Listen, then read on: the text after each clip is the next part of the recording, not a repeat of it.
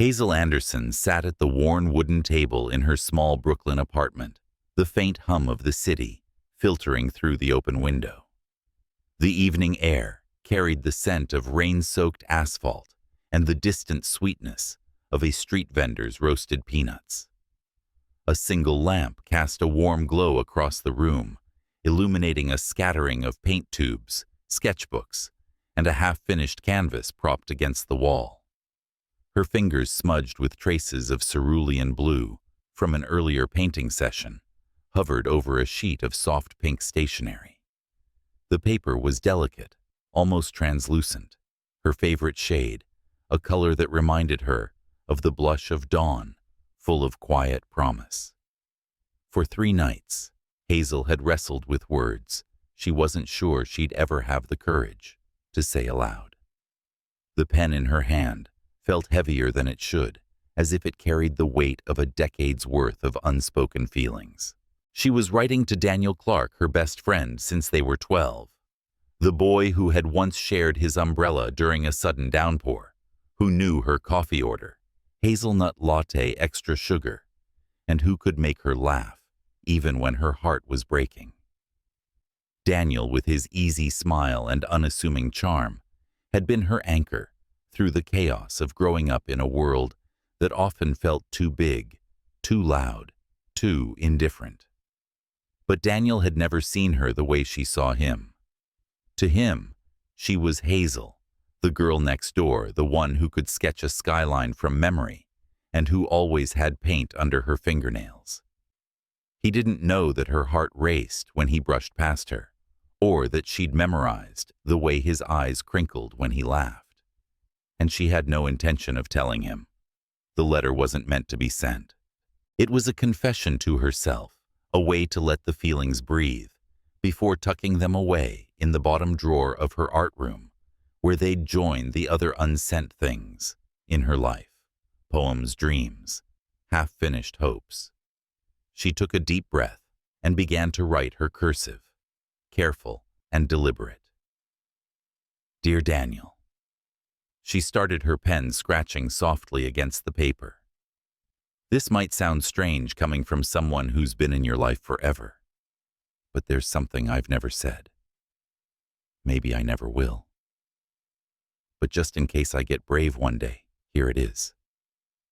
Her words flowed tentative at first, then faster, as if they'd been waiting years to spill out.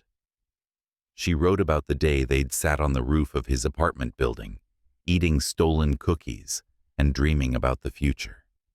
She wrote about how he'd made her believe in magic even when life felt ordinary. You made fear look brave, she wrote, her throat tightening. You made me feel seen, even when I didn't want to be. The letter stretched across 2 pages, each line, a piece of her heart laid bare. If you never read this, it's okay, she concluded. Some loves are meant to live in silence.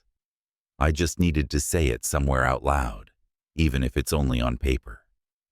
She folded the letter carefully, sealing it in the pink envelope, and scrawled Daniel's name on the front. Her fingers lingered on the paper, as if reluctant to let it go. Then, with a sigh, she slid it into the drawer, beneath a stack of old sketches, and turned off the lamp. The room fell into darkness, and Hazel felt lighter, as if she'd released a breath she'd been holding for years. The next morning, the world moved too fast. Hazel overslept her alarm, drowned out by the patter of rain against her window. She jolted awake, heart racing, as her phone buzzed with a voicemail from the community art center where she taught. Hazel, we're short-staffed today. Can you cover an extra class? She groaned, scrambling out of bed. Coffee spilled on her counter as she rushed to brew a cup, and her lesson plans were a mess of scribbled notes and paint-stained margins. In her haste, she shoved a handful of supplies into her worn canvas tote brushes, a sketchbook, her lesson plan, and a few loose sheets of paper. She didn't notice the pink envelope that slipped between 2 pieces of sketch paper, carried along like an unwitting passenger. The day was a blur. At the art center, children laughed and smeared paint across tables, their small hands creating chaos and beauty in equal measure. Hazel guided them through mixing colors, her voice steady despite her exhaustion. By the time the last class ended, the sun was dipping below the Brooklyn skyline, casting long shadows across the hardwood floor. She packed up her things, her mind already on the thank you card she needed to drop off for Daniel. He'd spent last weekend fixing a busted sink in her apartment, his hands steady with a wrench, his laughter filling the cramped space. The card, a simple note of gratitude, was tucked into a plain white envelope. On her way home, Hazel stopped by Daniel's apartment building, a modest brick structure dwarfed by the gleaming high-rises nearby. The mailbox in the lobby was old, its metal surface scratched and dented. She opened it, slid the thank you card inside, and didn't notice the pink envelope that fell in with it, caught in the folds of her papers. She closed the mailbox with a soft clink and hurried home, unaware that fate had just taken a sharp turn. 2 floors above, in a penthouse that seemed to belong to another world, Charles Clark sat at a sleek glass desk, surrounded by the cold glow of computer screens. The skyline glittered beyond his floor-to-ceiling windows, a testament to his success as the CEO of Clark Enterprises. At 35, Charles was everything the tabloids loved, to dissect: wealthy, powerful, and untouchable. His life was a carefully constructed fortress of deals, contracts, and calculated risks. He didn't believe in love, only leverage. Emotions were liabilities, distractions from the empire he'd built. Charles was Daniel's older brother, but the two couldn't have been more different.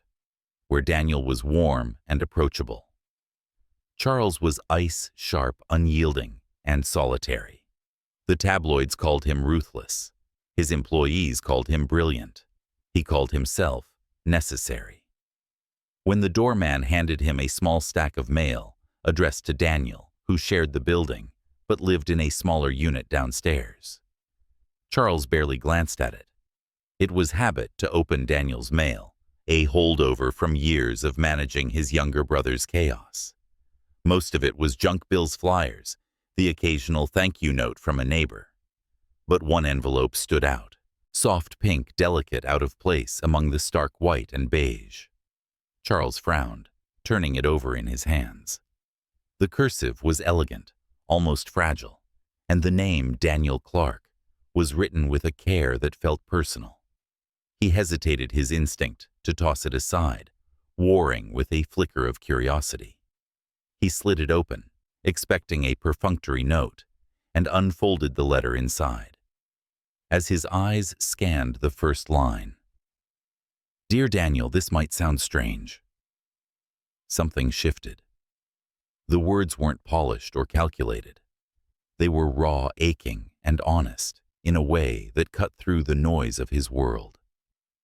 "You made fear look brave," he read, and his breath caught.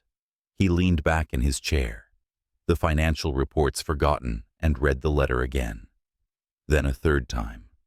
Each word felt like a glimpse into a soul he didn't know, but suddenly wanted to. In the bottom corner of the envelope, almost hidden in the crease, were the words, "Miss Hazel Anderson." Charles stared at them, his mind racing. This wasn't meant for him. He should return it, seal it back up, pretend he'd never seen it. But he couldn't. Not yet. For the first time in years, Charles Clark felt something stir inside him, a longing he didn't know he was capable of. And as he sat there, the city glittering coldly beyond his window, he made a decision that would change everything. The penthouse office of Clark Enterprises was a study in precision, sharp lines, polished surfaces, and a view of the city that seemed to bow at Charles Clark's feet. The morning light filtered through the glass, casting a sterile glow over the desk where he sat, a stack of contracts awaiting his signature. But his attention wasn't on the documents. Instead, his fingers traced the edges of a pink envelope, its delicate hue, a stark contrast to the cold efficiency of his world. The letter inside, written in Hazel Anderson's careful cursive, had haunted him since he'd opened it the previous night. He hadn't meant to read it. Force of habit had made him slit the envelope, expecting another mundane note for his brother Daniel. But now the words were burned into his mind, each one a quiet rebellion against the walls he'd built around himself. Charles leaned back in his leather chair, the letter spread open before him. He read it again, though he could recite it by heart. You made ordinary feel magical. Hazel had written her words meant for Daniel, but landing like a spark in Charles's carefully controlled universe. He wasn't a man who lingered on sentiment. His days were measured in deals closed, markets analyzed, power secured. Yet this letter, with its raw honesty, had slipped past his defenses. It wasn't just the words. It was the vulnerability behind them, the courage to confess a love she thought would never be heard. Charles didn't believe in love, not the kind that lasted, but he couldn't shake the feeling that he'd stumbled onto something rare, something he wasn't supposed to have. He should return it. That was the logical move.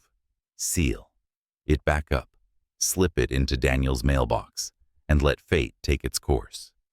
But logic wasn't what kept him awake last night, replaying Hazel's words, until the city outside his window blurred into dawn.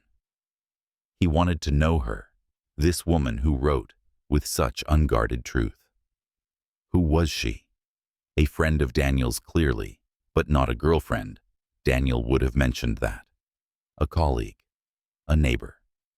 The only clue was the tiny script on the envelope's crease. Miss Hazel Anderson. It was enough to start with. Charles opened his laptop, his fingers moving with the efficiency of a man who solved problems for a living. A quick search brought up a modest portfolio site. Hazel Anderson, art teacher, Brooklyn. The page was simple, almost austere, but her paintings were anything but. They were bursts of color and emotion, canvases of stormy skies, vibrant markets, and quiet moments that felt alive. One piece, a depiction of a jazz musician lost in his melody, made Charles pause. The figure's face was obscured, but the tilt of his head, the curve of his hands, spoke of a longing that echoed the letter in his hand. At the bottom of the page was a photo, Hazel smiling softly, her hair tied back, a streak of paint on her cheek. Her eyes were warm, alive, the kind that saw more than they let on. He closed the laptop, his jaw tight. What was he doing? This wasn't his life. He didn't chase whims or get curious about strangers. But the letter felt like a challenge, a crack in the armor he'd worn for years. He couldn't return it, not yet. Instead, he tucked it into his desk drawer next to a contract worth millions, and made a decision that surprised even himself. He would find her just once, without revealing who he was, just to see if the woman in the letter was as real as her words. The next afternoon, Charles stood outside a small community art center in Brooklyn, the address pulled from Hazel's portfolio site. He'd traded his tailored suit for a simple jacket and jeans, an attempt to blend in. The building was unassuming, its brick facade weathered by time, with a hand-painted sign that read, Art Haven. Through the window he could see children laughing, their hands smeared with paint, and a woman moving among them, her presence like a warm current. Hazel. She was crouched beside a boy, guiding his brush to create a swirl of green. Her laughter carried through the open doorlight, and unguarded, and Charles felt something stir in his chest, a pull he couldn't name. He pushed open the door, the bell above it jingling softly. The room smelled of turpentine and citrus, a strange but comforting mix. Hazel looked up, her eyes meeting his for a brief moment before she returned to the child. Charles lingered by a table covered in watercolor sketches, pretending to study them. The children's artwork was chaotic, joyful, full of bold lines and impossible colors. He picked up a painting of a rocket ship with wings, and a small girl with braids grinned at him. "That's mine," she said proudly. "It flies to the moon and back." Charles nodded, his lips twitching into a smile. "Impressive. Does it have a name?" "Luna Bird," she said, as if it were obvious. He chuckled, the sound foreign to his own ears. Hazel glanced over again this time, standing and wiping her hands on her paint-splattered apron. She approached her smile, curious but welcoming. "Hi," she said, brushing a loose strand of hair behind her ear. "Can I help you?" Charles hesitated, the lie forming, before he could stop it. "I'm looking for a birthday gift," he said, his voice steady despite the unfamiliar territory. "For my niece. I thought a custom painting might be nice." Hazel tilted her head, studying him. "How old is she?" 7, he said, pulling the number from thin air. "She likes unicorns, and maybe space." Hazel's eyes lit up, and she laughed, a sound that felt like sunlight breaking through clouds. Unicorns and space. "That's a fantastic combination. I think I can work with that." She gestured to a clipboard on a nearby counter. "Just write down your name and number, and I can sketch something for you to review next week." He took the pen, his hand steady as he wrote, "William Hayes, 2112-555. The name felt wrong, but it was too late to turn back. Hazel glanced at the clipboard and smiled. "Nice to meet you, William. I'm Hazel." "You too," he said, his throat tightening as he met her gaze. Her eyes were even warmer in person, flecked with gold, and for a moment he forgot why he was there. "Have we met before?" she asked, her brow furrowing slightly. He shook his head, the lie settling heavier. "No, just lucky, I guess." She nodded, her smile returning. "Well, I'll get started on that unicorn in space masterpiece." "Come back next week, I will," he said, and he meant it. As he left the studio, the city noise swallowing him up, Charles felt a strange mix of guilt and exhilaration. He'd come to see the woman behind the letter, but now he wanted more. He wanted to know her laugh, her thoughts, the way she saw the world. And that desire, so unfamiliar, scared him more than any boardroom battle ever had. Back in his penthouse, the letter sat on his desk, a silent accusation. He hadn't planned to keep it, but now it felt like a tether, a connection to something he didn't fully understand. Hazel Anderson wasn't just a name anymore. She was real, and she was unraveling him word by word without even knowing it. The Brooklyn streets buzzed with their usual rhythm as Charles Clark stepped out of a cab, the late afternoon sun casting long shadows across the pavement. The air carried the scent of fresh bread from a nearby bakery, mingling with the faint tang of exhaust. He adjusted the collar of his jacket, still dressed as William Hayes, the unassuming man he'd invented to step into Hazel Anderson's world. The Art Haven studio loomed ahead, its brick facade softened by a mural of vibrant flowers painted by the children Hazel taught. Charles's pulse quickened, not from nerves, he was too practiced for that, but from something less familiar, a quiet anticipation that felt almost like hope. Inside the studio was alive with activity. Children darted between tables, their laughter a bright counterpoint to the soft jazz playing from a speaker in the corner. Hazel moved through the chaos with effortless grace, her apron streaked with fresh splashes of yellow and red. She was helping a boy blend shades of blue for an ocean scene, her voice patient as she explained how to layer colors to capture depth. Charles lingered near the door, clutching a paper bag with 2 coffees from a local shop, a small gesture he'd convinced himself was casual. But nothing about this felt casual anymore. He'd returned to the studio 3 times since their first meeting, each visit stretching longer than the last. It started with checking on the unicorn in space painting for his fictional niece, but the conversations had wandered far beyond that. They'd talked about the way rain changed the city's pulse, the stubborn beauty of weeds pushing through sidewalk cracks, and the jazz records Hazel's grandmother used to play on Sunday mornings. Charles found himself listening, more than speaking her words, painting a world he'd never thought to notice. Each visit chipped away at the distance he kept from everyone else, and he wasn't sure if that thrilled or terrified him. Hazel spotted him and waved her smile, warm but curious. "William, you're back," she said, wiping her hands on her apron as she approached. "Didn't expect you until next week." He held up the coffee bag. "Thought I'd drop by. Brought you something to keep you going through all this." He gestured at the whirlwind of children and paint. "Chaos." She laughed, the sound bright and unforced. "Chaos is my specialty. Come on, let's sit."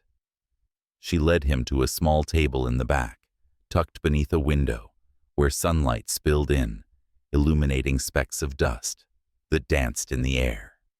The children barely noticed, too, absorbed in their creations, but Charles felt every pair of eyes as he followed her.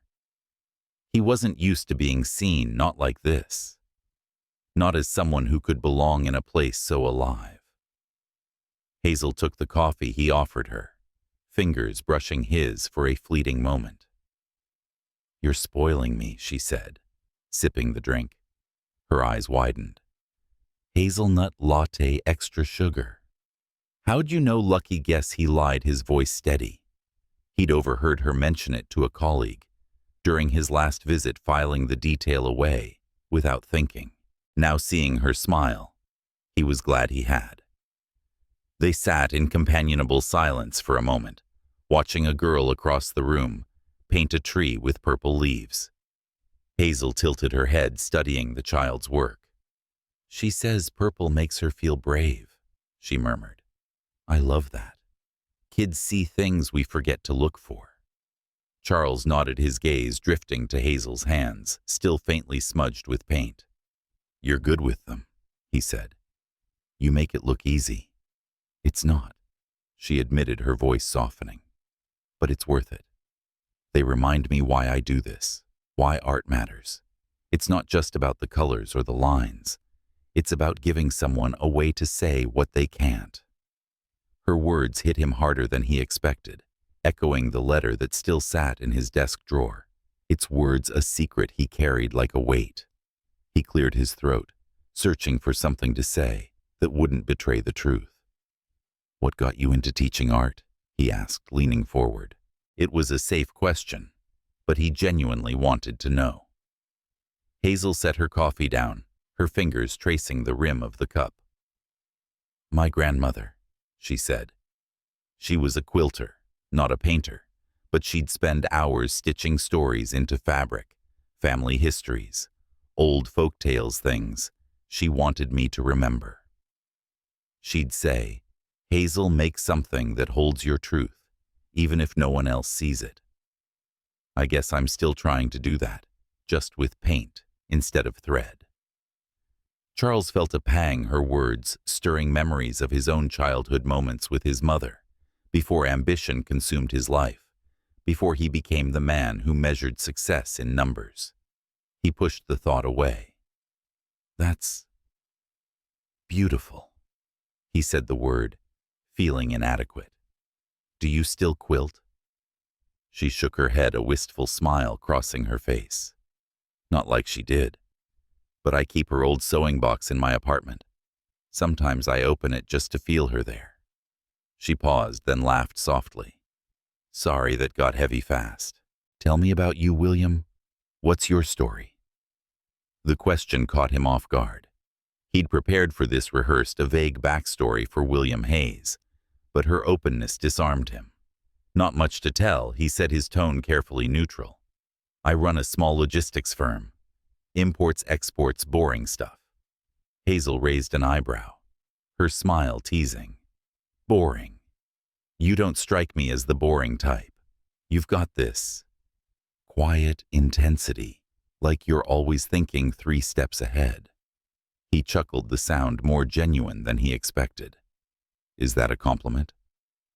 "It's an observation," she said, leaning back in her chair. But I'll let you decide if it's a good one. Her gaze held his, playful but searching, and for a moment he felt exposed, not as Charles Clark's CEO, but as the man sitting across from her pretending to be someone he wasn't. The conversation shifted to lighter things, her favorite jazz artists, the time she accidentally dyed her hair green as a teenager, the way Brooklyn felt like a living canvas. Charles found himself laughing more than he had in years, the sound unfamiliar, but not unwelcome.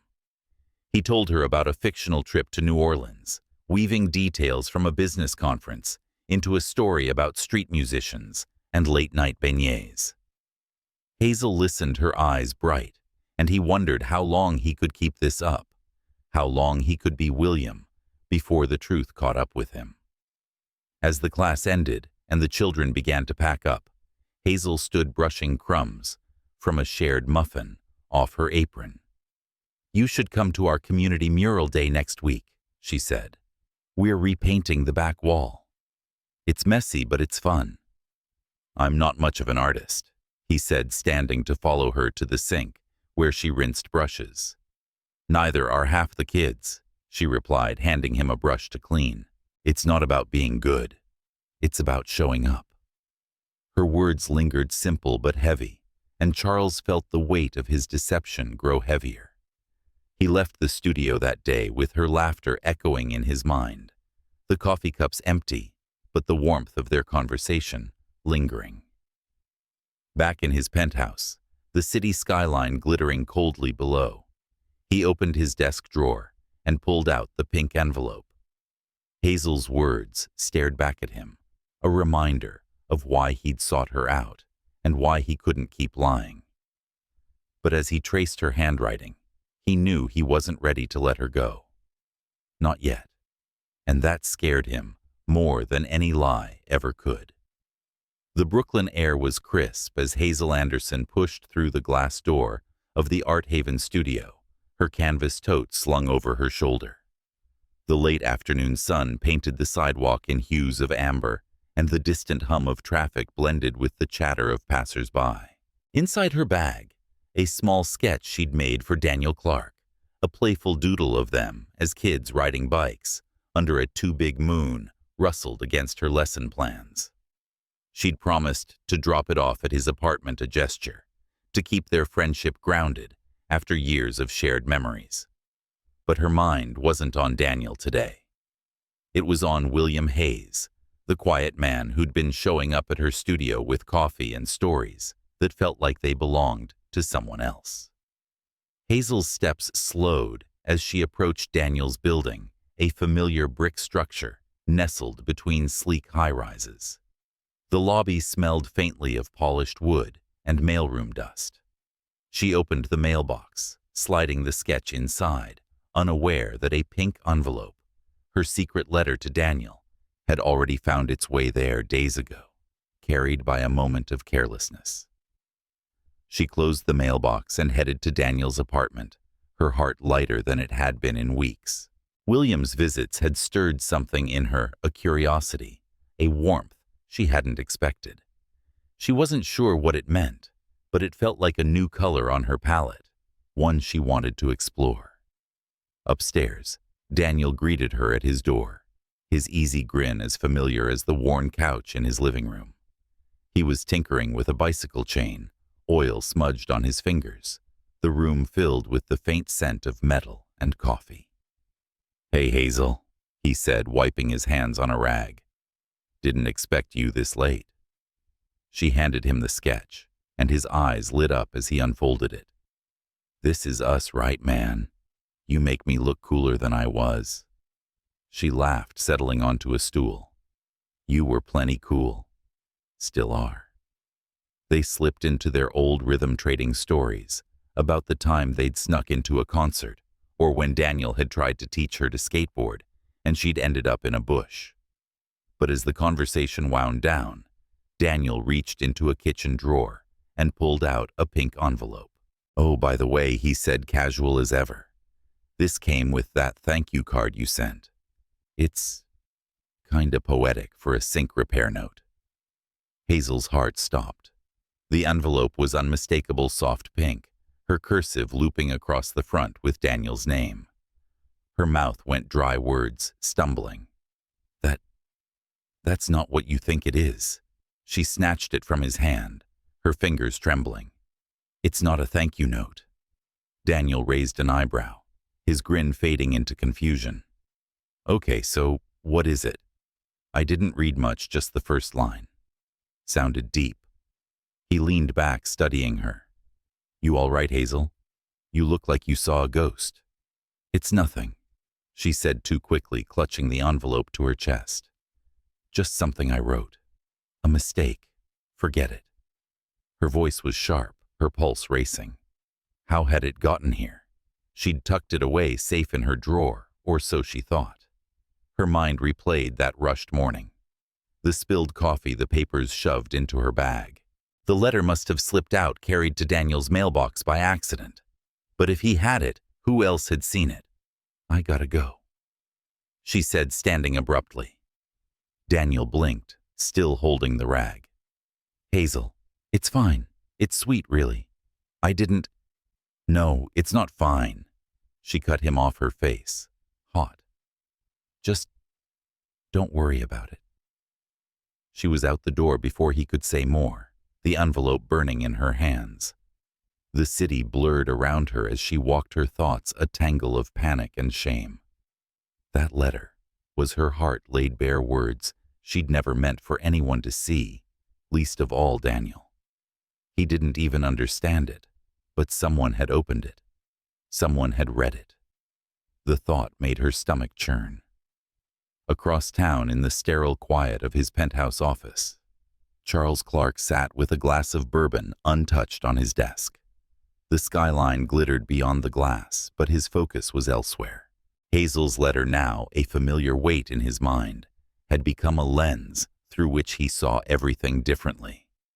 He'd spent the last few days replaying their conversations, the way her laughter softened the edges of his world, the way her stories about her grandmother's quilts made him want to share pieces of himself he'd long buried. But he hadn't. He was still William Hayes to her, a lie that grew heavier with every visit to her studio. He'd gone back again yesterday, helping her clean up after a class, their hands brushing as they sorted paintbrushes. She'd teased him about his meticulous way of stacking supplies, and he'd laughed, a real laugh, not the calculated one he used in boardrooms. But every moment with her deepened his guilt. He'd read her letter, her private confession, and instead of returning it, he'd used it to step into her life. What kind of man did that? His phone buzzed, pulling him from his thoughts. A text from Daniel. "Hey, weird question. Did you grab any mail for me lately?" Hazel dropped by, freaking out about some pink letter she sent by mistake. Said it's personal. Charles's grip tightened on the phone. His heart thudded, a rare moment of unease for a man who thrived on control. Daniel's next message came quickly. "She was rattled, man. Never seen her like that. Think it's a big deal." Charles didn't reply. He set the phone down, his eyes drifting to the drawer where the letter sat. Hazel knew it had gone astray, but she didn't know he had it. The realization hit him like a cold wave. She was out there panicking while he sat here holding her secrets. He opened the drawer, pulling out the envelope. Her handwriting stared back at him, elegant and vulnerable, a mirror of the woman he was starting to know. He wanted to see her, to explain, but how could he? He'd built this connection on a lie, and now the truth was closing in. He stood pacing to the window. The city stretched out below, indifferent and vast. He'd always felt at home in its chaos, its demands. But Hazel's world, her studio, her laughter, her quiet strength, was different. It was a place where he didn't have to be Charles Clark, CEO. Except he wasn't being honest with her, and that was a betrayal he couldn't justify. He needed to see her again, not as William, but he wasn't ready to confess. Not yet. The next morning, Charles found himself outside the Art Haven studio again, the lie of William Hayes settling over him like a mask. Hazel was there, arranging easels for a new class, but her movements were slower, her smile absent. When she saw him, her eyes flickered with something, relief maybe, or caution. "William," she said, her voice softer than usual. "You're early." "Couldn't stay away," he said, forcing a smile. But as he met her gaze, he knew the clock was ticking. Hazel's letter had started this, but it was her presence that kept him coming back. And soon he'd have to decide whether to risk losing her by telling the truth, or lose himself by keeping the lie. The Art Haven studio glowed under the soft light of a late spring afternoon, its walls alive with the vibrant chaos of children's paintings. Hazel Anderson moved through the room, her apron dusted with flecks of green paint, her hands steady as she helped a young girl shape a clay bird. The air smelled of damp clay and the faint citrus tang of the tea she'd brewed earlier, a ritual that grounded her amidst the whirlwind of creativity. But today her thoughts were scattered, drifting to the pink envelope that had slipped from her control, and to William Hayes, the man who kept appearing in her studio with a quiet presence that felt both foreign and familiar. Since the moment she'd discovered her letter in Daniel's hands, Hazel had been wrestling with a quiet panic. The words she'd poured onto that page were meant to stay hidden, a private confession to make peace with her feelings for Daniel. But the mistake had shaken her, leaving her to wonder who else might have seen it. Yet, as she glanced across the studio where William sat at a low table helping a boy mix paint for a sunset, she felt a different kind of unease, a pull towards someone who wasn't part of her carefully guarded world. William had become a regular presence over the past week, showing up with small offerings, a coffee, a story, a question that lingered longer than it should. Today he'd brought a playlist of jazz tracks, claiming he'd found them in a shop down the street. The music filled the studio, its mellow notes weaving through the children's chatter. Hazel watched him from the corner of her eye, noting the way his hands moved with careful precision, guiding the boy's brush without overshadowing his work. There was something about William, his quiet strength, his ability to listen without filling the silence, that made her feel seen in a way she hadn't expected. She crossed the room, wiping her hands on her apron. "You're getting good at this," she said, nodding toward the boy's canvas, where oranges and purples bled into a vivid horizon. "You sure you're not secretly an artist?" William looked up, his smile faint but genuine. "Just following your lead," he said, setting the brush down. "You make it look like anyone can do it." "That's the point," she replied, settling onto a stool beside him. "Art's not about being perfect. It's about showing up with something to say." Her words hung between them, and for a moment she wondered if he heard the echo of her letter in them, the confession she'd meant to keep silent. They fell into an easy rhythm, helping the children finish their projects. When the class ended, the room grew quieter, the kids' laughter fading as parents arrived to pick them up. Hazel and William stayed behind, tidying the tables, the jazz playlist looping softly in the background. She handed him a sponge to wipe down a countertop, their fingers brushing briefly. The contact sent a small jolt through her, and she pulled back, focusing on the task to steady herself. "You ever think about what you'd paint if you had the chance?" she asked, breaking the silence. "Not for a kid or a niece, but for you." William paused, the sponge still in his hand. "I don't know," he said, his voice low. "Never thought I had much worth painting." He glanced at her, his eyes searching. "What about you? What's the one thing you'd put on a canvas if no one was watching?" Hazel hesitated, her fingers tightening around a paintbrush. "Something true," she said finally. "Maybe a memory like my grandmother's hands stitching a quilt, or the way the city looks right before a storm. Something that feels like it's mine." She looked at him, expecting a quick reply, but he just nodded, his expression unreadable. "You'd paint truth," he said almost to himself. "That's rare." She shrugged, a smile tugging at her lips. "Maybe. Or maybe I just like making a mess." They both laughed, the sound easing the tension that had crept into the moment. As they finished cleaning, Hazel felt a shift, a subtle warmth that hadn't been there before. William wasn't like Daniel, whose familiarity was a comfort she'd clung to for years. William was different, unknown, but attentive, like he was learning her with every word. Later, they stepped outside the studio, the evening air cool against their skin. The street was alive with vendors and dog walkers, the city pulsing with its own heartbeat. Hazel suggested a nearby jazz cafe, a hole-in-the-wall spot she loved for its dim lights and worn booths. William agreed, and soon they were seated across from each other, sharing a plate of fries and listening to a saxophone player weave a melody that felt like a conversation. Hazel leaned back, studying him. "You don't talk much about yourself," she said, dipping a fry in ketchup. "No family stories, no big dreams. What's the deal, William?" He stiffened slightly, his fingers pausing on his glass of water. "Not much to tell," he said, his tone careful. "Families. Complicated. And dreams, I guess I'm still figuring those out."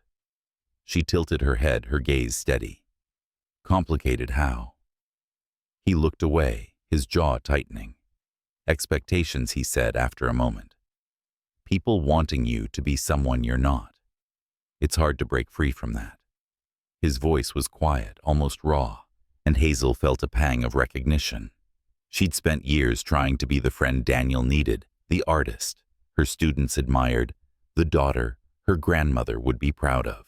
She knew what it was to carry someone else's version of you. "I get that," she said softly. "Sometimes I think I've been painting for other people my whole life, trying to make them see me the way I want to be seen."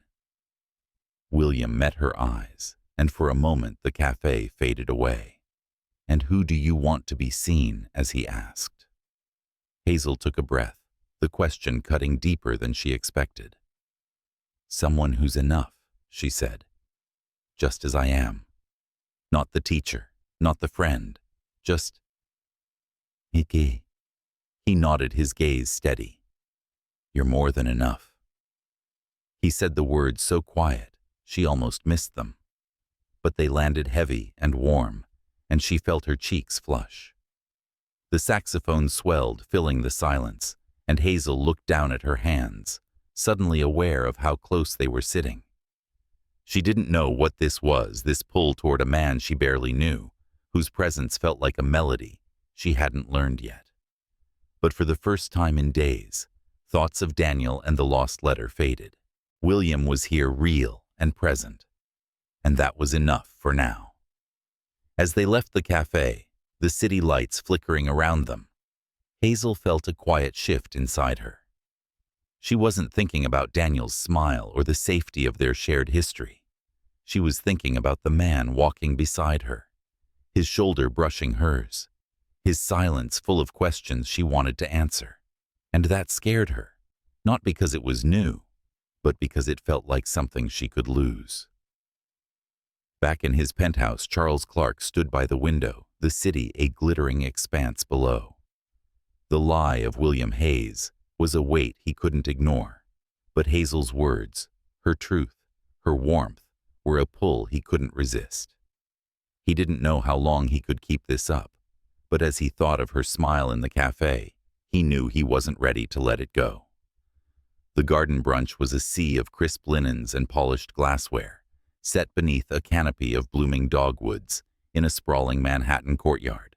Hazel Anderson stood at the edge of the crowd, her sundress feeling out of place among the tailored suits and elegant dresses. Daniel Clark had invited her to the Clark family's charity event, a casual gathering he'd called it, but the air buzzed with the weight of wealth and expectation. Waiters glided through the guests, offering trays of sparkling drinks, while soft classical music drifted from a string quartet. Hazel clutched a glass of lemonade, its coolness grounding her as she scanned the unfamiliar faces. She'd come out of habit a nod to her long friendship with Daniel, but her thoughts kept drifting to William Hayes, whose quiet presence had begun to feel like a steady anchor in her chaotic world. Daniel appeared beside her, his grin as easy as ever, his shirt slightly rumpled in defiance of the event's formality. "Glad you made it," he said, giving her a quick hug. "My mom's been asking about you. She still remembers that time you painted her garden shed."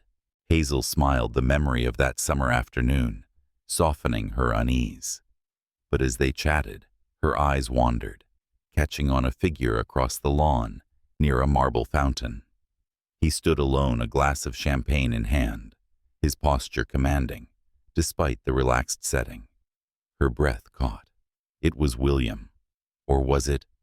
The man wore a tailored suit, his hair neater than she'd ever seen, his expression distant, almost cold. He didn't look like the man who'd laughed over fries in a Brooklyn cafe. Daniel followed her gaze. "Oh, that's my brother Charles," he said, his tone light. "You haven't met him, have you?" He usually skips these things. He raised a hand, calling out, "Hey, Charles, come here." Hazel's heart thudded as the man turned, his eyes locking onto hers. The world seemed to slow, the chatter of the crowd fading into a dull hum. It was him, William, but not William. The man approaching them was Charles Clark, CEO of Clark Enterprises, Daniel's older brother. The realization hit her like a wave, her fingers tightening around her glass. The man who'd been showing up at her studio, listening to her stories, sharing quiet moments, wasn't who he'd claimed to be. He'd lied. And worse, he'd read her letter, the one she'd never meant for anyone to see. Charles stopped a few feet away, his expression unreadable. "Hazel." He said, his voice low, the same voice she'd heard in the studio, but now stripped of its warmth. "Good to see you." Daniel glanced between them, frowning. "Wait, you two know each other?" Hazel's voice was steady, but her hands trembled. "I know," she said, cutting through Daniel's confusion. Her eyes didn't leave Charles. "Can I talk to you? Alone?" Daniel stepped back, his brow furrowed. "Everything okay?" She didn't answer, her gaze fixed on Charles. He nodded, gesturing toward a quieter corner of the garden, where ivy clung to a stone wall. The crowd's noise faded as they walked, the crunch of gravel under their feet, the only sound. Hazel's heart pounded, a mix of anger and betrayal, swirling inside her. When they were out of earshot, she turned to him, her voice sharp. Why? Charles opened his mouth, but no words came. His silence felt like a confession, and it only fueled her anger. "You knew who I was," she said, her voice low but fierce. "You read my letter. You lied to me." He nodded, his jaw tight. "I did." The admission cut deeper than she expected. Why, she repeated, stepping closer. Why pretend to be someone else? Why show up at my studio acting like you cared when you were just... what? Playing a game. "It wasn't a game," Charles said, his voice rough. "I read the letter by mistake. It came with Daniel's mail, and I opened it before I realized what it was. But when I read it..." He paused, his eyes searching hers. "Your words, they were real. Honest. I hadn't heard anything like that in years. I wanted to know who you were. So you lied." Hazel's voice cracked, her hands clenching into fists. "You let me talk to you, laugh with you, trust you, knowing you were hiding who you are." "I didn't plan to," he said, his tone urgent. "I went to your studio to return the letter, to see you once and leave. But then I met you, and I couldn't walk away. You made me feel something I didn't know I could." Hazel shook her head, her eyes stinging. You let me fall for a version of you that doesn't exist. William Hayes isn't real. You're Charles Clark, some CEO who lives in a world I don't belong in. That's not true, he said, stepping closer. The man who showed up at your studio, who listened to you, who laughed with you, that was me. Not a name, not a title. Me. She took a step back, her chest tight. But you didn't trust me enough to tell me the truth. I told you things, real things, and you let me believe a lie. Her voice softened, breaking slightly. I trusted you, Charles, and now I don't know what was real.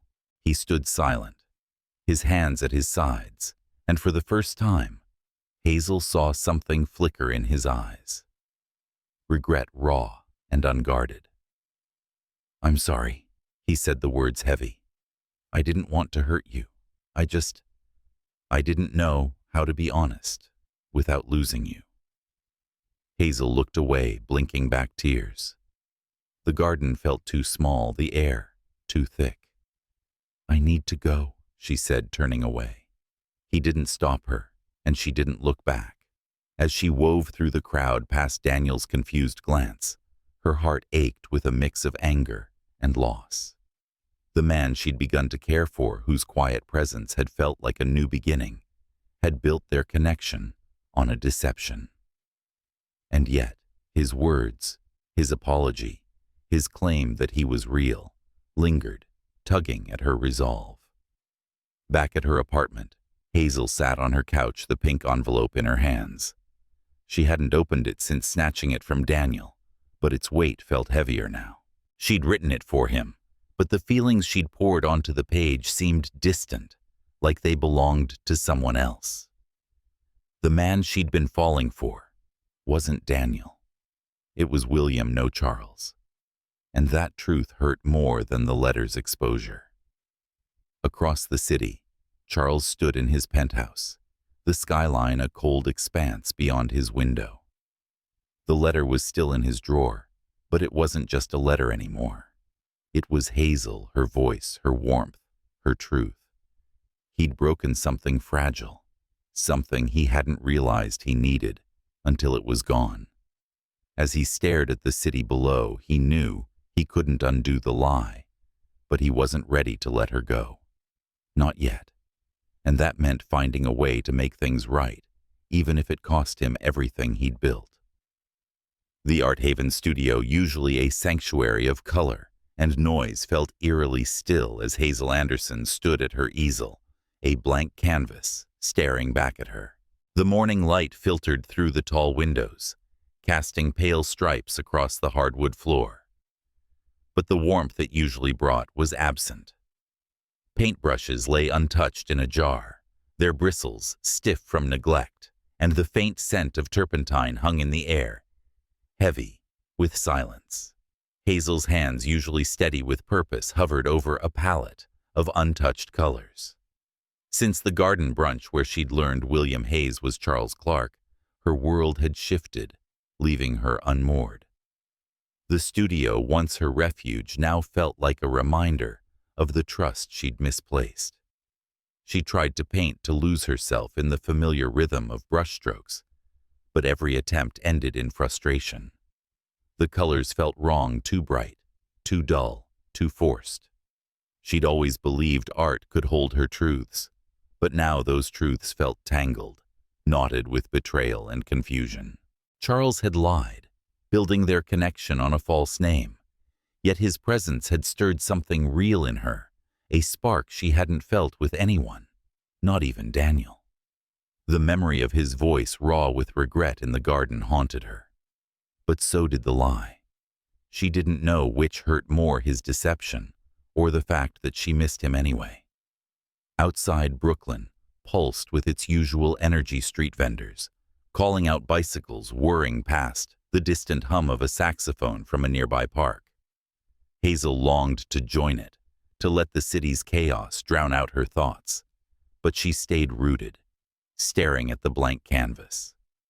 The children would arrive soon for their afternoon class, and she needed to pull herself together. They deserved her focus, her warmth, not the hollow version of herself she'd become since the brunch. She set the brush down, her fingers trembling, and turned to tidy the room, hoping the motion would ground her. Across the city, Charles Clark sat in his penthouse office, the skyline stretching beyond his window, like a map of his achievements. But today, the view offered no comfort. His desk was cluttered with reports, emails flashing on his screen, yet his attention drifted to the drawer where Hazel's letter lay. He hadn't opened it since the confrontation, but its words echoed in his mind, a reminder of the woman he'd hurt. He'd spent years mastering control over markets negotiations, his own emotions, but Hazel had unraveled that control with her honesty, her laughter, her quiet strength, and he'd repaid her with a lie. He stood pacing the polished floor, his thoughts a storm. He'd considered reaching out, drafting apologies he never sent, but words felt inadequate. How could he explain that he'd gone to her studio to return the letter only to find himself drawn to her in a way he'd never expected? How could he make her see that the man she'd laughed with, shared stories with, was real, even if his name wasn't? The truth was, he didn't know how to fix this without losing her entirely. And that fear, a feeling he'd long buried, kept him awake at night.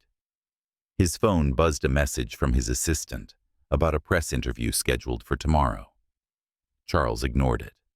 The world of Clark Enterprises, with its demands and expectations, felt distant, irrelevant. He'd always thrived in its chaos. But now it was Hazel's world. He wanted to understand the studio, the jazz, the way she saw beauty in the smallest moments. He needed to do something, not as the CEO who solved problems with power, but as the man who'd sat across from her in a cafe, feeling alive for the first time in years. At the studio, Hazel's class began, the children's energy filling the space with a welcome distraction. She guided them through a project painting a memory that made them happy, and their chatter eased the ache in her chest. A girl named Lila held up a canvas of a bright yellow kite soaring above a field. "It's from when my dad took me to the park," she said, her smile wide. Hazel nodded, her throat tight. She envied the simplicity of Lila's joy, untainted by secrets or lies. As the class ended, Hazel lingered, sweeping paint dust from the floor. The routine was grounding, but it couldn't erase the questions circling her mind. Had Charles meant to hurt her? Had any of it, the coffee, the conversations, the way he'd listened, been real? She wanted to believe it was, but trust, once broken, felt like a canvas she didn't know how to repaint. That evening, Daniel stopped by the studio, a paper bag in hand.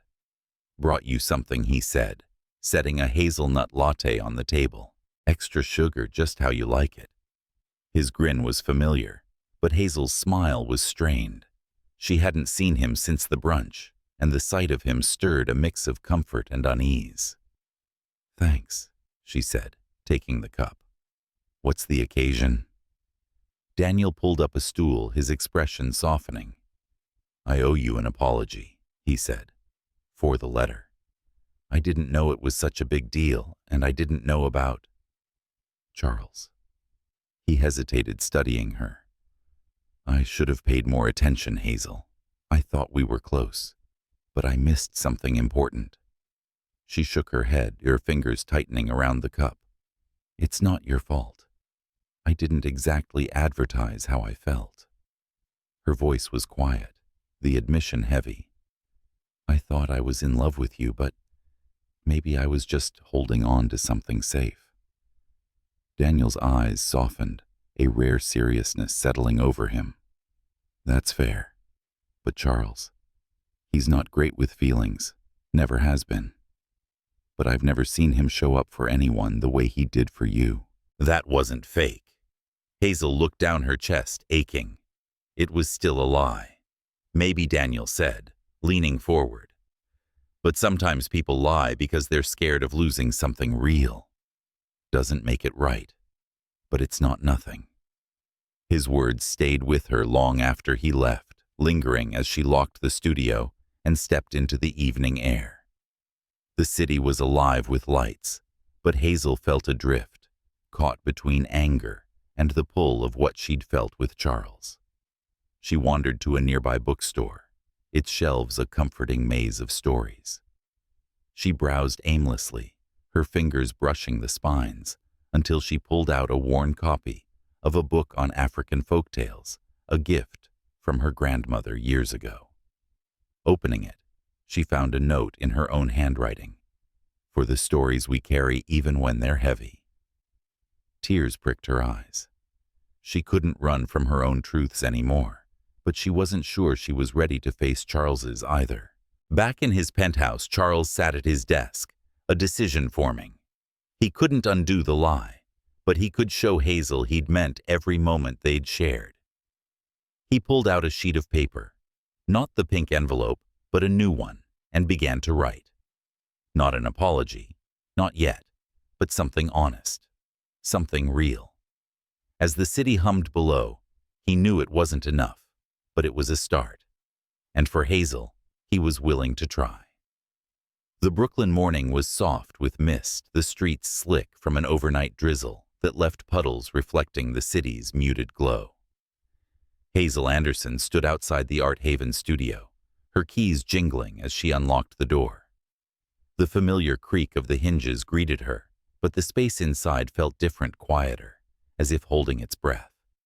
She set her bag down, the faint scent of paint and damp wood wrapping around her like an old friend.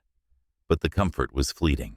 Since the confrontation at the garden brunch, where she'd learned William Hayes was Charles Clark, her sanctuary had become a place of questions rather than answers. She moved to the sink, rinsing brushes from yesterday's class, her movements mechanical, as she tried to shake the weight of betrayal. Charles's lie had cut deep, not just because of the deception, but because of what it had stirred in her. The moments they'd shared quiet conversations, shared laughter. The way his presence felt like a steady note in her chaotic melody had felt real. Yet the truth of who he was, a CEO, whose world was so far from hers, made her doubt everything. She wanted to paint, to pour her confusion onto a canvas, but every stroke felt forced, like a language she'd forgotten how to speak. As she dried her hands, a knock at the door startled her. A courier stood there holding a plain brown envelope with no name, only a small embossed logo in the corner. Clark Enterprises. Hazel's heart skipped. She signed for it. Her fingers hesitant as she tore it open. Inside was a single handwritten note, the script neat but unpolished, as if written in a rush. Hazel, it began. I wanted to give you space, not silence. I don't expect forgiveness, but I need you to know that the man who showed up at your studio was the truest version of me I've ever been. Your words, your world, they changed me. I'm sorry for starting this wrong. I hope this helps you keep doing what you love. Beneath the note was a donation receipt, understated, but staggering a year's rent for the Art Haven studio paid in full, no press, no strings attached. She stared at the paper, her throat tight. The gesture was quiet, deliberate, not the grand display of a man used to wielding power.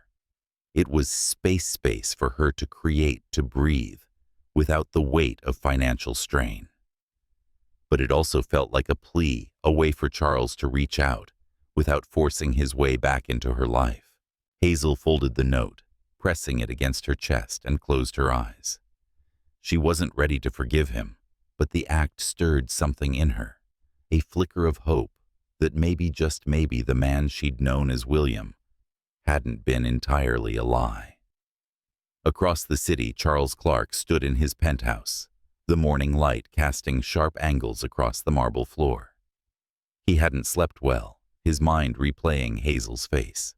At the brunch, her anger, her hurt, the way her voice had cracked when she said she didn't know what was real. He'd spent years building a life where trust was a transaction.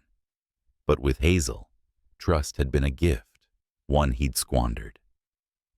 The donation to her studio wasn't an attempt to buy her forgiveness.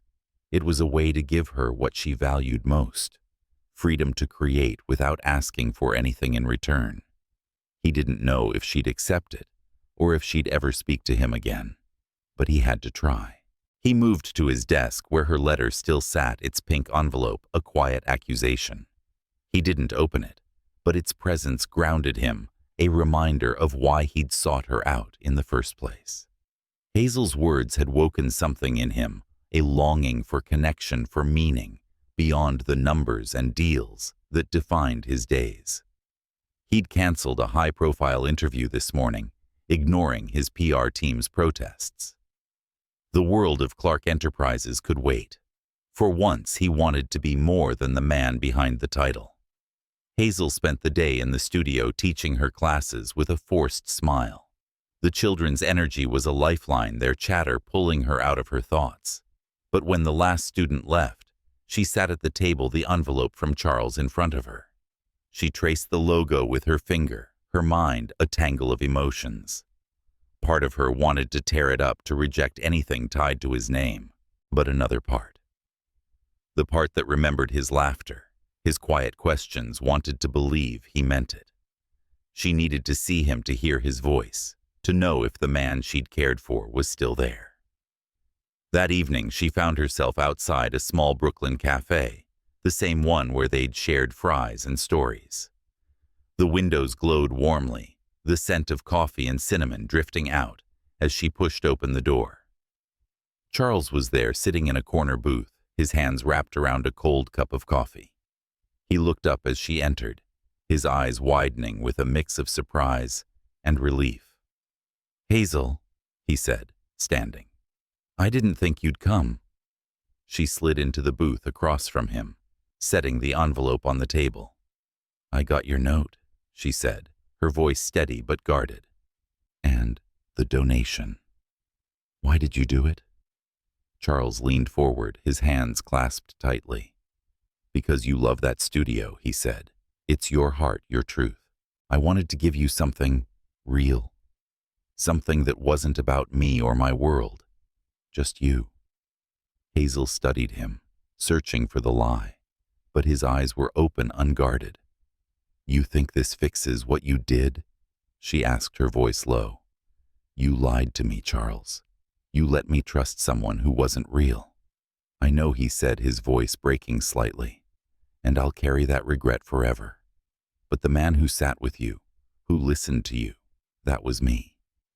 Not William, not the CEO. Just me trying to be someone who deserved your time." She looked down at the envelope, her fingers tracing the edge. "I don't know how to trust you again," she admitted. "But this," she gestured to the note, "it means something. It's not enough, but it's something." Charles nodded, his jaw tight. "I don't expect you to forgive me today, or ever. But I'm here, Hazel. No lies, no games, just me." They sat in silence, the cafe's hum filling the space between them. Hazel felt the weight of his words, the sincerity in his voice, but trust was a fragile thing, and hers was still bruised. She stood, tucking the envelope into her bag. "I need time," she said. "But thank you for this." As she left, the cool night air brushed her skin, and she felt a small shift inside her. Not forgiveness, not yet, but a willingness to see what might come next. Charles watched her go, his heart heavy, but not hopeless. For the first time, he wasn't trying to control the outcome. He was simply waiting, hoping for a chance to be the man she deserved. The Art Haven studio hummed with a new energy as Hazel Anderson prepared for a community mural day, the air thick with the scent of fresh paint and the buzz of anticipation. The back wall, a faded canvas of peeling colors, was about to be reborn, and the room was alive with volunteers, local artists, students, and neighbors all gathered to leave their mark. Hazel moved through the crowd, her apron already streaked with blue, her hands steady as she handed out brushes and cans of paint. The jazz playlist she loved filled the space, its rhythms weaving through the chatter, grounding her in the moment. But beneath her calm exterior, a quiet tension lingered, a residue of the confrontation with Charles Clark and the fragile hope sparked by his gesture. Since their meeting at the cafe, Hazel had wrestled with her feelings. Charles's donation to the studio, a year's rent, paid without fanfare, had been a quiet act of sincerity, not a demand for forgiveness. His note, brief but raw, had stayed with her, tucked into her sketchbook, like a question she wasn't ready to answer. She wanted to trust him again, to believe the man who'd laughed with her over jazz and fries was real. But trust was a slow-growing thing, and she was still learning its shape. Today, though, was about the community, about creating something bigger than her own uncertainties, and she poured herself into it, hoping the act of making would steady her heart. Charles arrived as the mural project began, his presence unexpected, but not unwelcome. He wore a simple flannel shirt, his usual polished demeanor softened, and carried a tray of iced teas from a nearby shop. Hazel caught his eye across the room, her pulse quickening. "Didn't expect you here," she said, approaching as he set the tray down. He offered a small smile, hesitant but genuine. "You said it was about showing up," he replied. "I figured I'd try." His voice was quiet, stripped of the confidence she'd come to associate with him, and it stirred something in her, a flicker of the connection they'd built before the lie. They worked side by side, painting a vibrant skyline across the wall, their brushes moving in tandem. Hazel guided the group, suggesting patterns inspired by the woven designs of her grandmother's quilts, intricate lines that spoke of heritage and resilience. Charles listened, asking questions about the motifs, his curiosity unguarded. "These patterns," he said, tracing a swirl of gold, "they feel like stories." "They are," Hazel replied, her voice softening. "My grandmother used to say, every stitch held a memory. I wanted this mural to feel like that, something that carries us forward, but doesn't forget where we came from." She paused, glancing at him. "What's a story you'd put in a mural?" He hesitated, his brush still. "I don't know," he admitted. "Most of my stories are about deals and deadlines, not exactly mural material." He met her gaze, a wry smile, tugging at his lips. "But being here with you, this feels like a story worth telling." Hazel's chest tightened, his words landing softly, but heavily.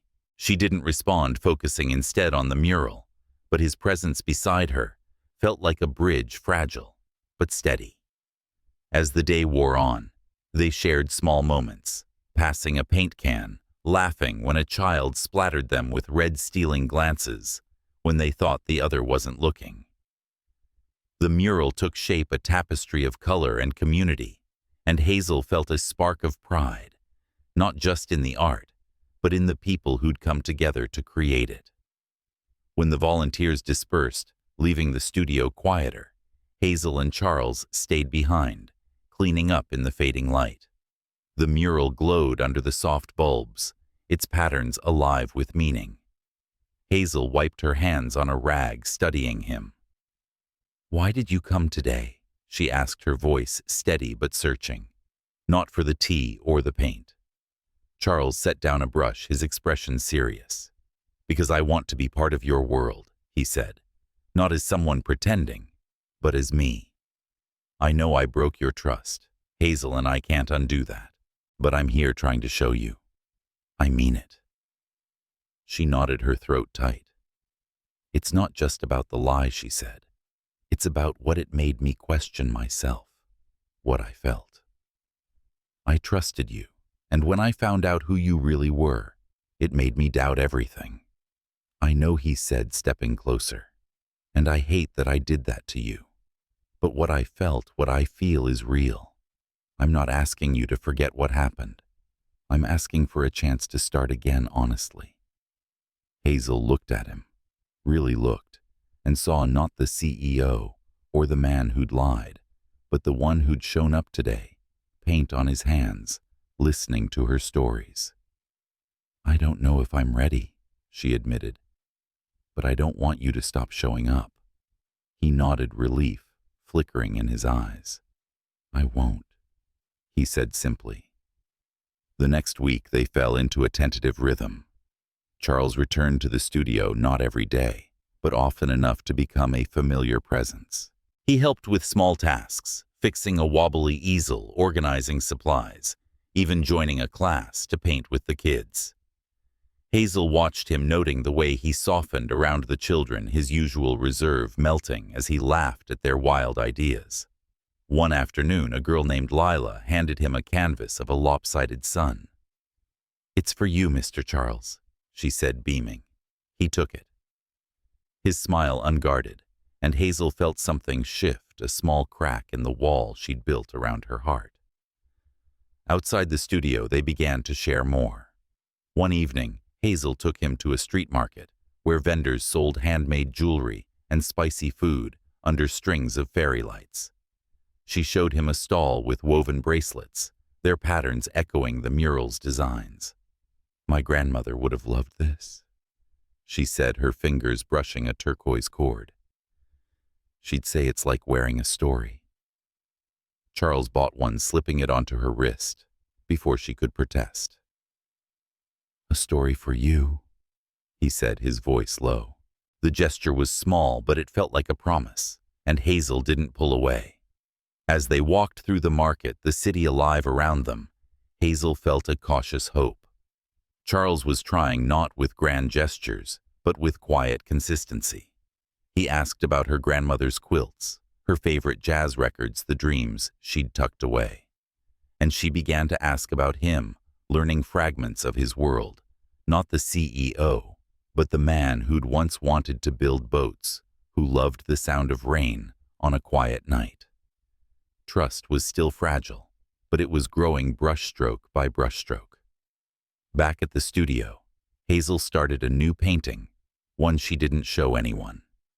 It was a weave of colors, inspired by the market's vibrancy and her grandmother's legacy, a canvas that held her questions and her hopes. Charles was part of it, not in form, but in feeling, and that scared her as much as it thrilled her.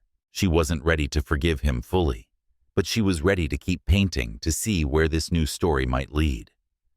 The Brooklyn evening was alive with the hum of early summer, the air warm and fragrant with blooming jasmine and the distant sizzle of street food carts. Inside, a small refurbished gallery, just blocks from the Art Haven studio, Hazel Anderson stood under soft lights, surrounded by canvases that burst with color and emotion. The space, once a dusty storefront with creaking floors, was now a haven of her own, making a gallery she'd built with Charles Clark's quiet support, not as a grand gesture, but as a gift of space for her art to breathe. Tonight was its opening, a celebration of her work and the community that had shaped it. The room buzzed with voices, local artists, students, neighbors.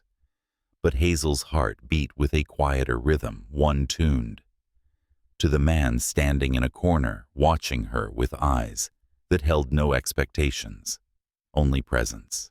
The past months had been a slow dance of rebuilding. Charles had become a steady part of her world, showing up at the studio with no pretense, helping with classes, and sharing moments that felt like brushstrokes on a shared canvas. They'd painted together, laughed over spilled supplies, and walked through Brooklyn's streets, trading stories that grew deeper with each telling. Hazel had shared memories of her grandmother's quilt making, the way each stitch held a piece of her family's history, and Charles had opened up about his own past, not the CEO's polished narrative, but the boy who'd once dreamed of sailing across open waters, free from the weight of expectations.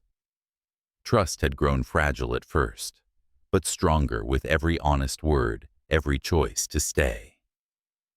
Tonight, the gallery was a testament to that trust. Hazel had poured herself into the exhibition, curating pieces that wove her heritage with her present, a vibrant tapestry of jazz-inspired abstracts, quilt-like patterns, and quiet moments of Brooklyn life. The crowd moved through the space, their murmurs a soft chorus of awe. A young student, Lila, tugged at Hazel's sleeve, pointing to a painting of a woven market scene. "That's like the bracelets we saw," she said, her eyes bright. Hazel smiled, her heart full. This was what she'd always wanted, a space where her art could speak, where her truths could live without apology. Charles stood near a wall, his hands in his pockets, his gaze fixed on a particular canvas. It was the centerpiece of the night, unveiled just moments ago to gasps from the crowd. The painting showed a letter on a table bathed in warm sunlight next to a small piano, with keys that seemed to hum with silent music. The scene was simple, almost ordinary, but it pulsed with emotion. A story of love, spoken, not hidden. Below it, in delicate script, was the title, "The Love That Was Meant to Be Read." Hazel had painted it in secret late at night, pouring her journey with Charles into every stroke, the hurt, the healing, the hope. She crossed the room to him, her steps light but deliberate. "What do you think?" she asked, her voice soft amid the crowd's hum. Charles turned, his eyes meeting hers, and for a moment the gallery faded away. "It's you," he said simply. "All of you. The way you see the world, it's here in every line." His voice was low, reverent, and Hazel felt a warmth spread through her, like sunlight breaking through clouds. "You see it too," she said, stepping closer. "You saw me even when I wasn't sure what I was showing." Her words were a confession, not of love, but of recognition. A man who'd stumbled into her life through a lie, but stayed to learn her truth. He smiled, a rare, unguarded expression. "I didn't know how much I needed to see until I met you," he said. "You changed everything, Hazel." The crowd began to thin, guests drifting out into the warm night, their voices lingering like echoes. Hazel and Charles stayed the gallery quiet, now the lights casting soft shadows across the floor. They stood before the painting, neither speaking, the silence between them, full of possibility. Hazel reached for his hand, her fingers hesitant, but sure, and he took it, his grip warm and steady. It wasn't a grand moment, no fireworks or declarations, but it felt like a beginning, a love that didn't need to be loud to be real.